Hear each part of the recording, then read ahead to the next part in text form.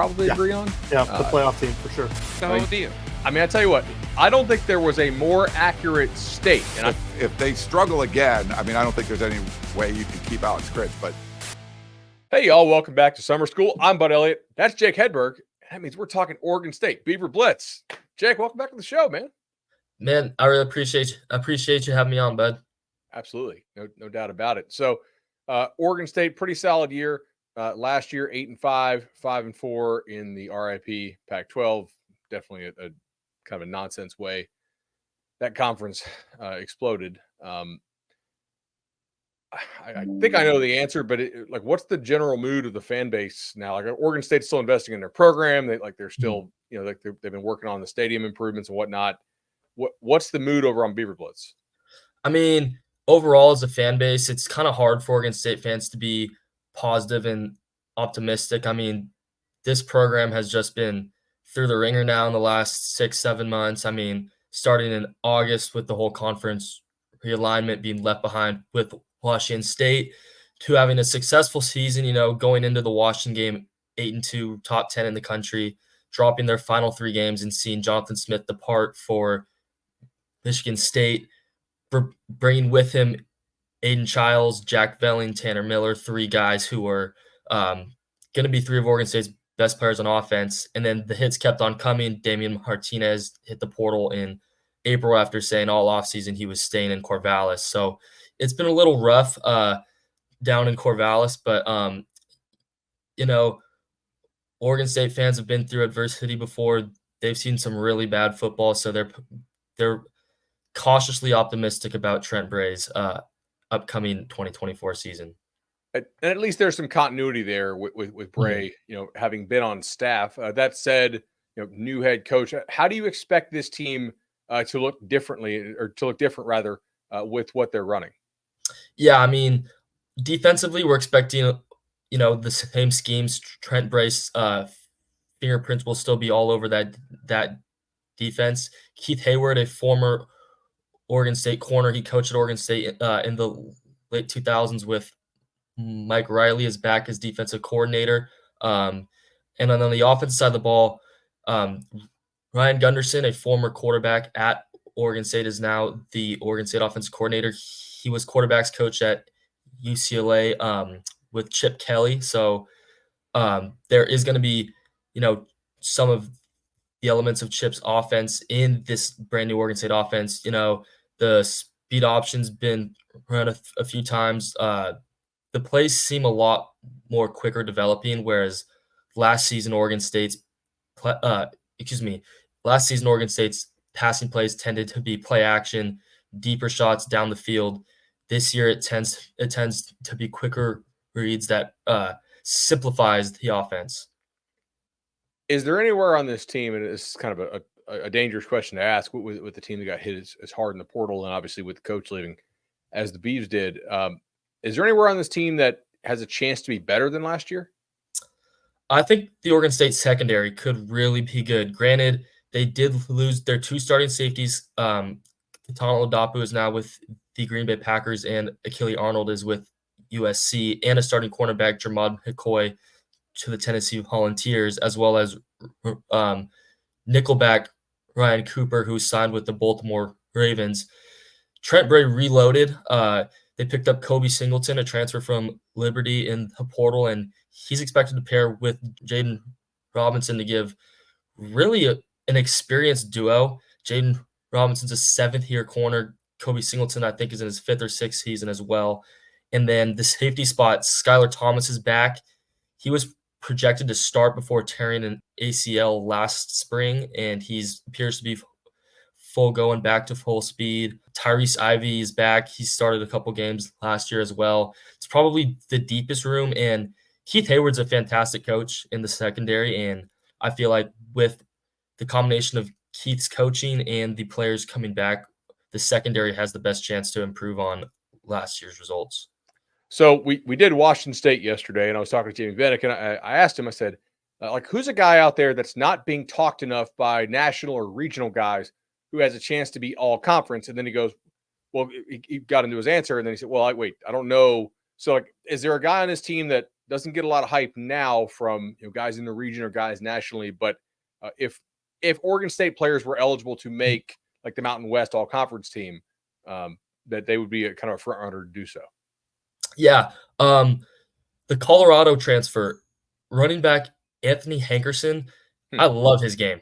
He kind of reminds me of a Jaquiz Rogers type player. He's a shorter guy, 5'8", 210. He's shifty and he is strong. So I think playing in this schedule, Hankerson can really turn some heads. I mean, after he transferred from Colorado, Deion Sanders called him a dog, and Deion hasn't had the most favorable things to say about players that have left his program. So for someone like Deion to say something that positive about a kid like Anthony shows he could be a special one. Transfer portal robs a lot of teams of their quality depth. But if you had to pick a spot out for this Oregon State team, where's a spot that they can afford to have somebody, knock on wood, that doesn't happen, obviously, but they can afford to have somebody go down in the regular season? I think inside linebacker is a spot that Oregon State is pretty strong at as well. Two younger guys, Isaiah Chisholm and Melvin Jordan, look like the presumptive starters. They both started in the Sun Bowl, and they're about the only bright spot of that game. Oregon State got shellacked, but the inside linebacker play was strong. And then behind them, they have Aiden Sullivan and Jairus Goodman, a pair of junior college transfers who both had pretty solid springs. And while obviously Oregon State wouldn't want Chisholm or Jordan to go down, because in my opinion, they're both future Sunday guys, I think that Aiden Sullivan and Jairus Goodman are more than capable of stepping up. What are the position battles come fall camp that you're most looking forward to covering, and how do you think they'll shake out? Yeah, definitely quarterback. This room looks a lot different than it did at this time in 2023. Childs is gone, DJ is gone.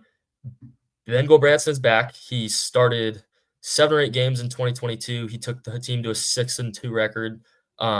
He won't necessarily win you games. He's kind of the epitome of a game manager, but he's the most experienced. And then Oregon State has Giovanni McCoy, who transferred in from Idaho, Jerry Rice Award winner in 2022. He had an up and down camp. He showed flashes of the potential, but also he really struggled taking care of the ball. He threw a lot of picks. And then probably the most talented player on the roster, the most talented quarterback, is Jabari Johnson. He's a 4-star from the Seattle area, committed to Missouri in the class of 2023, transferred back to the Pacific Northwest, and we really didn't see him a whole lot. He missed 13 out of the 15 practices, and they kind of eased him back in. My gut would say McCoy's probably the favorite right now, just because he gives Oregon State the highest chance to win now. But I wouldn't be shocked if Jabari Johnson ended up being the guy, just because of how much higher his ceiling is than Giovanni McCoy's. The schedule here is pretty. Actually, I got to circle back to quarterback. Given that the new OC is a Chip Kelly protege and wants to run more, which quarterback do you think fits that sort of aspect of the offense the best? Definitely Jabari Johnson. Watching his high school tape, he kind of reminds me of like a Kyler Murray type. Obviously not comparing him to Kyler Murray, but stylistically, sure. Yeah. He's a 5'10", 5'11" guy. He's quick. He can really run the ball. I want to say he had 1,600 rushing yards his senior year. He's definitely the best threat with his legs out of the 3 that Oregon State has. So obviously Oregon State got hit hard in the transfer portal, but the schedule does lighten up considerably compared to what they have had in prior years. I look at the first 5 games, and Idaho State, San Diego State, which I think made a good hire with Sean Lewis, but it's still a new coach at San Diego State. Oregon, which will be tough. Purdue, which I think Oregon State's a better team than Purdue, given that Purdue lost like their best player on offense and defense to the portal. And then, Colorado State at home as well, and then a road game to Nevada, which is not really challenging. I just read off 6 games, not 5. How important is it for them to get off to a fast start if they're going to reach last year's win total? I think it'll be very important. Oregon State, they're in a spot where they have to win now. And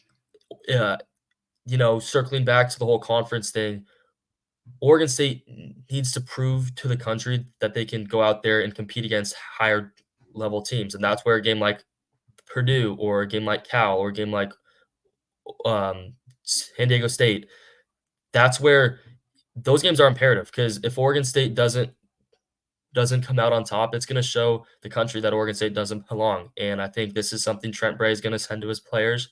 It is going to be a tough task, because this team is certainly not as talented as it was a season ago, but I think they might be a little more gritty, if that makes sense. Sure. Tougher. So yeah, it's going to be very important. Awesome.